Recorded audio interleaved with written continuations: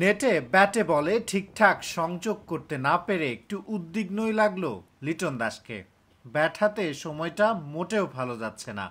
টি-20-তে auto choice Liton এখন কার্যত backup opener. ডালাসের grand prairie স্টেডিয়ামে যুক্তরাষ্ট্রের বিপক্ষে প্রস্তুতি ম্যাচ ও শ্রীলঙ্কার বিপক্ষে প্রথম ম্যাচকে সামনে রেখে অনুশীলন করেছে টাইগাররা। এই ভেন্যুতে করা পারফরম্যান্স নির্ণায়ক হতে পারে বাংলাদেশের সুপার 8 যাত্রার। মুশতাক আহমেদের তত্ত্বাবধানে নেটে স্পিনাররা বোলিং করেছেন ব্যাটারদের।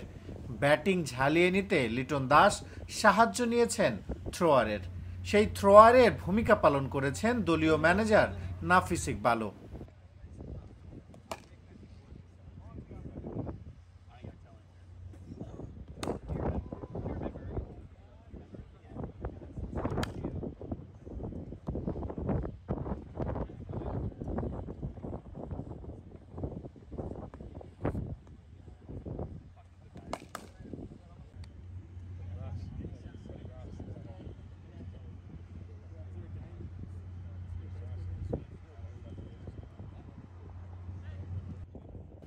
শুধু স্পিনাররাই নয়, নেট বোলারদের সাথে বোলিং করেছেন ফাস্ট বোলারও। স্কোয়াডের সাথে থাকা ক্রিকেটারদের সাথে ছিলেন রিজার্ভে থাকা হাসান মাহমুদও।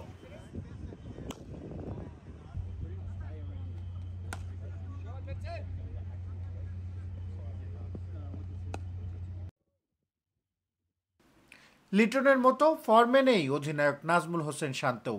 দলের কঠিন সময়ে কোচ চন্ডিকা হাথুরু সিং এর সঙ্গে রণ পরিকল্পনা সাজাতে ব্যস্ত শান্ত।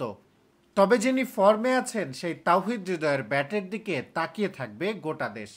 সাম্প্রতিক সময়ে দলের ভরাডুবির সময়েও হেসেছে তাওহিদ হৃদয়ের ব্যাট। 2023 50 ওভারি বিশ্বকাপে নামের প্রতি সুবিচার করতে পারেননি এই ডানহাতি ব্যাটার। তবে এবার নিশ্চয়ই বড় মঞ্চে পারফর্ম করতে চাইবেন। বিশ্বকাপের মঞ্চে ভালো খেলা, শিরোপা জয়ের অভিজ্ঞতা তো তার আছেই।